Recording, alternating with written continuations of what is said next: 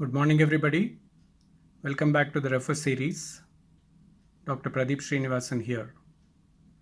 So, on this trans-abdominal view, when we were looking at the bladder neck for symptoms of dysuria, we could find the proximal urethra dilated, and in the distal urethra, there was a 1 centimeter echogenic structure. So, that's the coronal view of the urethra showing the cross section of the echogenic structure.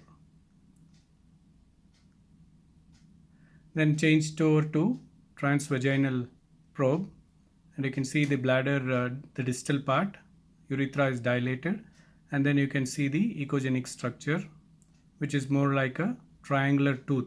So it's sort of stuck in the distal urethra. That's the coronal view showing the triangular structure in the distal urethra.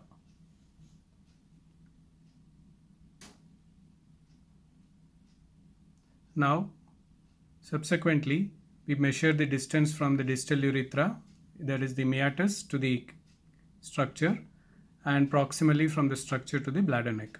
So approximately it's between the junction of the proximal 2/3 and the distal 2/3. So that's a ureteric calculus. Now, why I wanted to show this case was, this is the pelvic floor imaging. Now, if you see this picture here, that's the image from below, and using a 3D convex probe, we can get the symphysis pubis, the bladder urethra, the vagina, and the anal canal in a row from anterior to posterior. So that's the way it looks on the perineal imaging. So here we have the symphysis pubis, that's the bladder neck, that's the urethra, you can see the calculus here, this is the vagina, and that's the anal canal. So this is an automated software by Mindray. We place one seed in the pubic symphysis, second one in the bladder neck, third one in the proximal urethra anterior wall, fourth one in the posterior wall of the bladder. And automatically we get the bladder to symphysis distance, retrovesical angle, urethral angle during resting. Then we can do Valsalva and look for the descent of the perineum, and we can calculate the changes in the bladder symphysis distance and in the urethral angle, and we can derive the urethral rotation angle. Now we have a technique of 3D. We do a volume 3D, and then we can reconstruct the perineum like this. So that's the levator hiatus. So you can see here that we have anteriorly, the echogenic ring is the levator muscle. Anteriorly we have the urethra, then we have the vagina, and posteriorly we have the anal canal.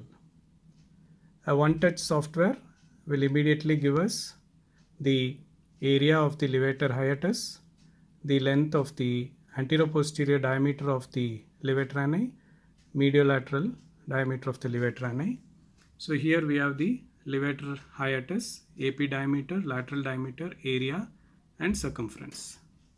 So in procedentia, in stress incontinence, fecal incontinence, in pelvic floor weakness, the levator hiatus becomes lax and enlarged.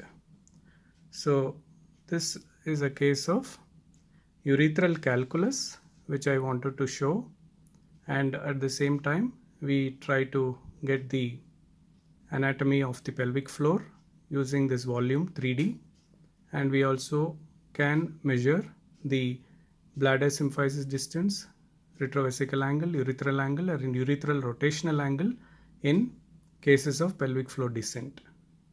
So this is a new modality. Pelvic floor imaging is extremely useful in women. All the measurements and analysis which can be done by an MRI can be done here successfully. Thank you very much. For those who want to learn more about anal sonography, I have a course, online course on anal sonography from the Refer series with the help of Medinit, MEDIKNIT.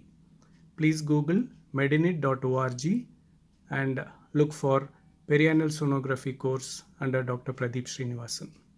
Thank you very much. Jai Hind. Happy learning.